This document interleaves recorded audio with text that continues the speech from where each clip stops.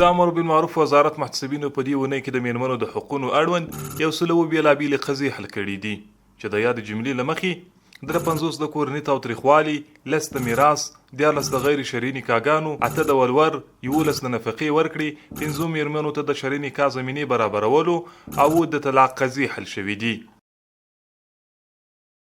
د دې وزارت مسؤلینو په ټولنه کې د قومي او ژبني تعصباتو د مخنیوي او د یووالي روحیې د پیاوړي کولو لپاره په ځینو ولایتونو کې 11 لویې دښمنۍ او 40 وړې شخړې حل کړي دي. دغه راز محتسبینو د ناوړو دودونو د مخنیوي، ټولنیز عدالت د تامین او د خرافاتو د مخنیوي په موخه په بلخ، کاپیسا، کابل، پروان او فراه ولایتونو کې نه کوډګر نیولې او د شرعي پریکړې په موخه عدلي او قضایي ارګانونو تور پیژندلې دي.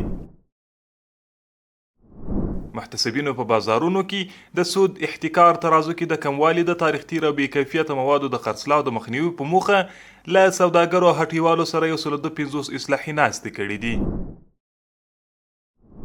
او وروستی خبر دا چې د امر بالمعروف نهي عن المنکر او شکایتونو اوریدلو وزارت محتسبینو په ټولنه کې د عامه ذهنیت د سمون، معروفاتو اقامې، منکراتو د مخنیوي او په دې برخه کې د ناوړو دودونو د مخنیوي په موخه